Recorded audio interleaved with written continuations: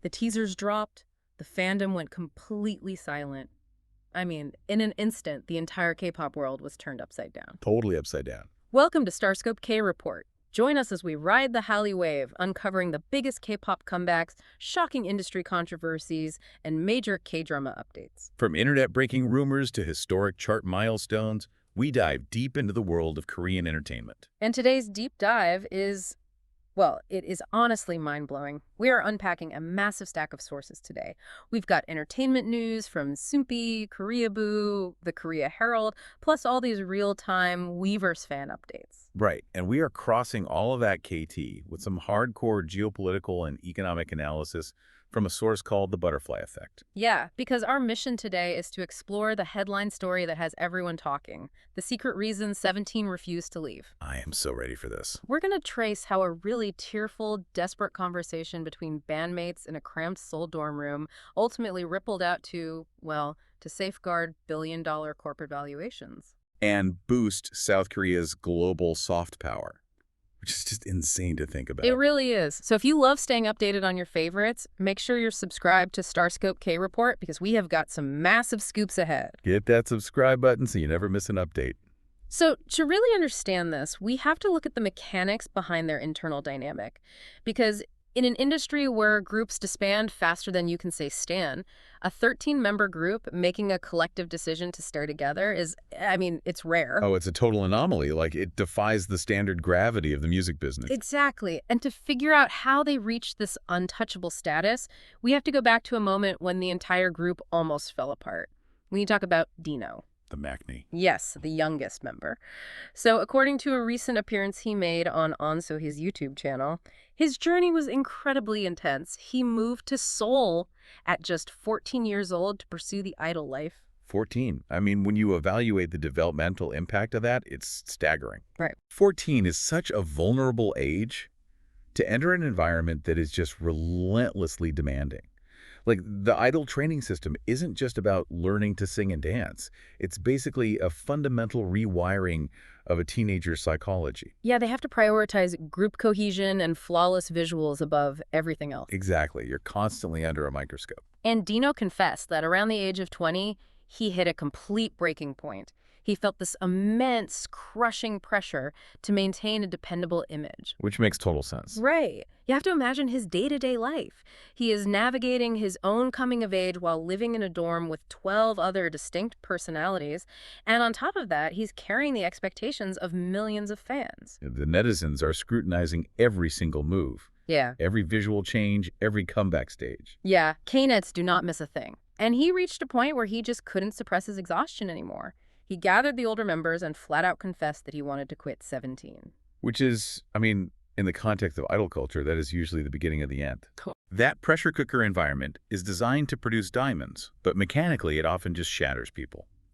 When a member says they want to leave, agencies usually go straight into crisis mode. Lawyers get involved. The internal trust just fractures permanently. I was trying to map this onto a relatable scenario for you guys listening. Being the maknae in a 13-member group is basically like being the youngest sibling in a massive family, but with the added pressure of a multinational corporation balancing its quarterly earnings on whether or not you smile during a press conference. That is the perfect way to put it. It's suffocating. But here's the secret reason they survived. Instead of letting him walk away or, minimizing his feelings, this confession sparked a brutally honest, tearful conversation among all the members. It didn't break them. It actually became the turning point for their brotherhood. Yeah, and thinking about how tightly controlled K-pop narratives usually are, I have a theory. In an industry known for highly manufactured images, is this raw, unscripted human vulnerability actually the only way a group survives long-term? I mean, your theory aligns perfectly with the historical data. There's that phenomenon everyone knows, the 7-year curse. Ugh, the dreaded 7-year curse. Right. 7 years is the standard contract length mandated by the Fair Trade Commission for idols. And statistically, the vast majority of groups just do not survive past it. People clash, or someone wants a solo career. Exactly. The psychological toll just becomes too heavy.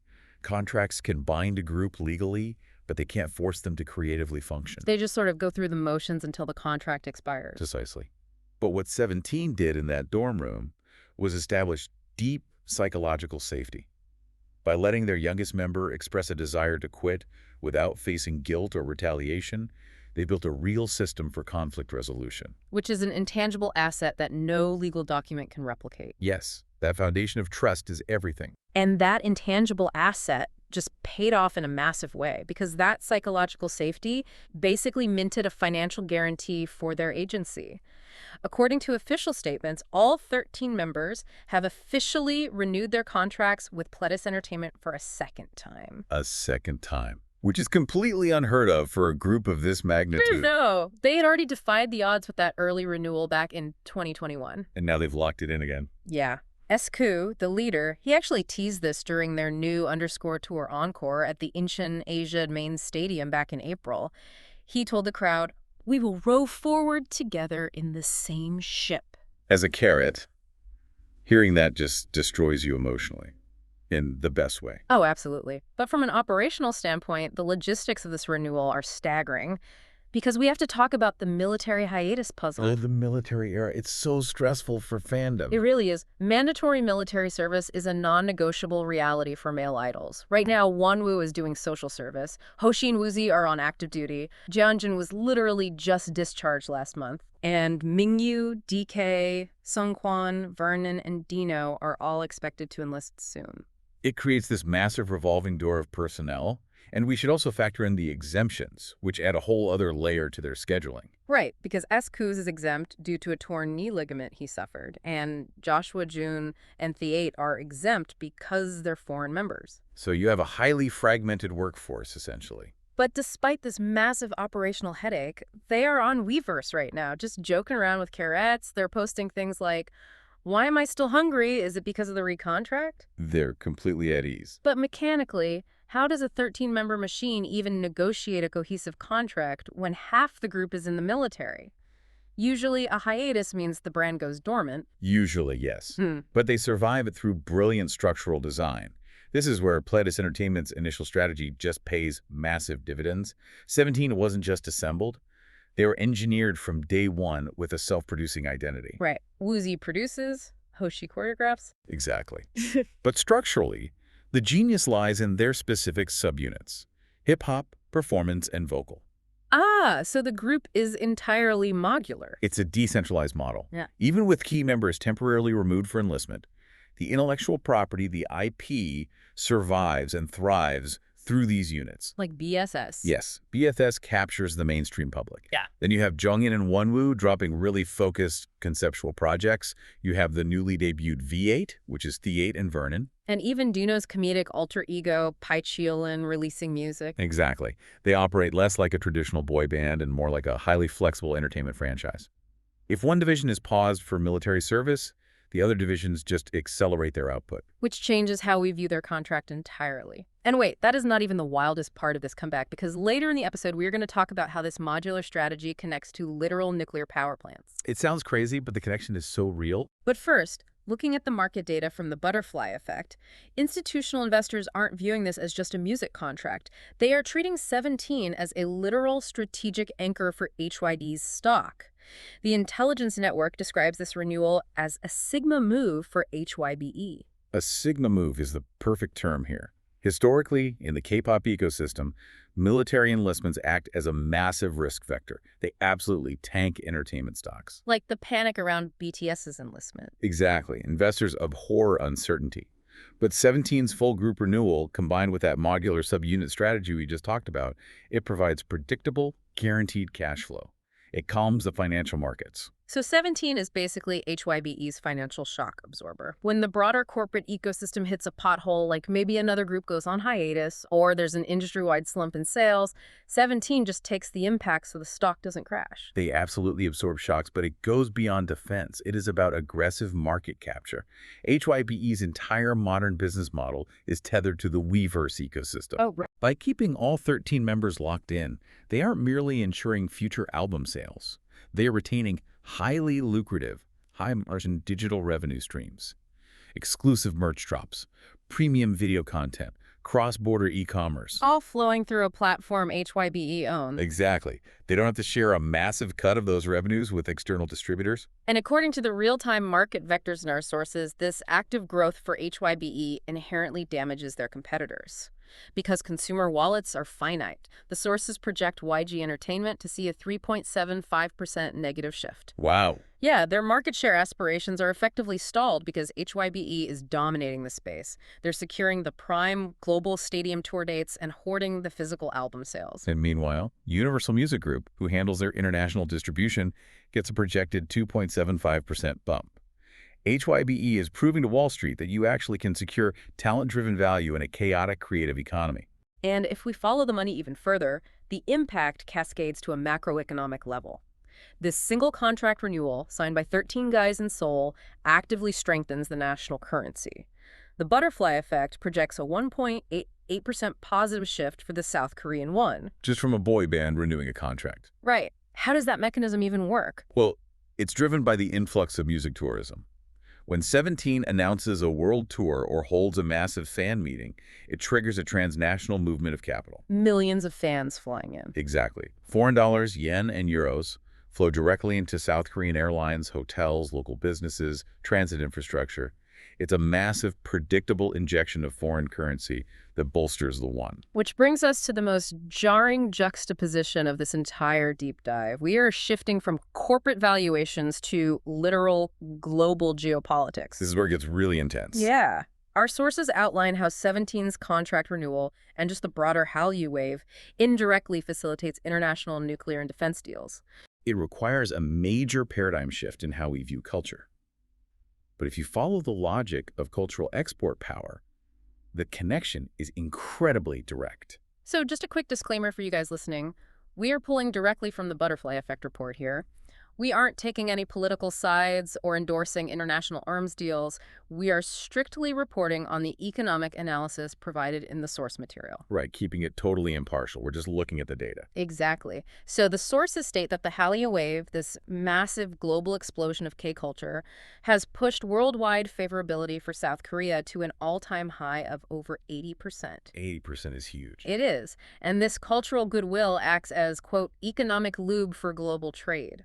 But how exactly does consumer love for a cultural export soften foreign regulatory bodies? It's the mechanics of transitioning soft power into hard economic power. Think about it. When a foreign politician awards a multi-billion-dollar defense contract to South Korea, they have to justify that to their constituents. Because usually people want those jobs and that money kept in their own country. Right. Normally there's fierce domestic pushback. But if the constituents already have a deeply positive emotional association with South Korea because they consume its media, eat its food, and passionately follow its K-pop groups, the political friction evaporates. Exactly. The country is no longer viewed as a foreign economic threat. It is viewed as a familiar, trusted ally. Let me make sure I'm fully mapping this out. You are saying that because millions of Carats around the world are streaming the song Super, getting an all-kill on the global charts, and pouring their energy into this fandom, it is politically safer and easier for the South Korean government to sell heavy artillery to other nations. That is exactly the reality of modern geopolitical trade, according to the analysis. Let's look at the specific beneficiaries mentioned in the briefing. You have Hanwha Aerospace, which the sources project to see a 10.25% positive shift. Wow, and they manufacture K9 Thunder howitzers for Western markets. Right. Defense contracts are notoriously sensitive. But the baseline cultural trust generated by phenomena like 17 makes those deals significantly easier to push through parliaments around the world. 17 obviously isn't out there selling tanks. No, definitely not. But their global dominance creates the geopolitical atmosphere required for those massive industrial deals to materialize. That entirely redefines how I look at pop culture. And the sources back this up across multiple sectors.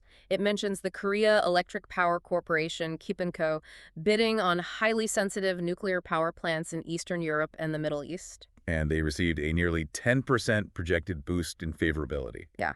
Plus, you have Hyundai Motor Group overcoming global protectionist tariffs simply because the consumer demand for these cool Korean brands is too high for local governments to block. They just anger their own citizens. Furthermore, this accumulated cultural capital actively erases what economists have historically referred to as the Korea discount. The Korea discount. Yeah. For decades, South Korean sovereign bonds and corporate stocks traded at lower valuations compared to global peers because of the geopolitical risk associated with North Korea. Oh, so investors demanded a premium for taking on that risk. Exactly. Yeah. But today, because the global vibe and cultural narrative around South Korea is so overwhelmingly positive and ubiquitous, that discount is vanishing. South Korean debt is increasingly viewed as a safer, premium investment. The trust is there, and that trust was built, in large part, by the entertainment sector. So zooming all the way back out, we started this exploration looking at a teenager, a 20-year-old kid named Dino, crying in a dorm room because the sheer psychological pressure of being a K-pop idol was just too heavy to carry on his own. He wanted to walk away. And if he had, the group likely would have fractured. The 7-year curse would have taken another casualty, and the domino effect on Pledis and HYBE's valuations would have been entirely different. Instead, the honest, vulnerable conversation that followed his confession didn't just save a friendship. It forged a foundation of absolute psychological safety that allowed all 13 members to confidently renew their contracts a decade later. A literal logistical miracle. Yeah. And that renewal secured billions of dollars in stock valuation. It suppressed the market share of corporate rivals. It bolstered the strength of the national currency. And ultimately, that unified group acts as a load-bearing pillar for South Korea's global geopolitical influence. It perfectly illustrates the hidden architecture of our modern world. We tend to separate human emotion from macroeconomic reality. But in this case, the emotional well-being and conflict resolution skills of a few individuals literally anchor a macroeconomic ecosystem. Which leaves you with a final, lingering question to ponder long after you finish listening today. If the massive, multi-billion-dollar machinery of a nation's global trade and international defense industry can quite literally balance on the emotional well-being and interpersonal friendships of 13 young men in a dorm room, what happens when we start viewing the mental health of our artists, not just as a private, personal issue, but as a critical piece of global economic infrastructure? It forces a massive paradigm shift, because if the economic reality of a nation depends on the human element, then protecting that human element becomes an industrial imperative, not just a moral one. You've been listening to StarScope K-Report, where Eric and Minji bring you the stories shaping K-pop, K-dramas, and the global Hallyu wave. Thanks for tuning in, and don't forget to subscribe for more stories that keep the stars shining.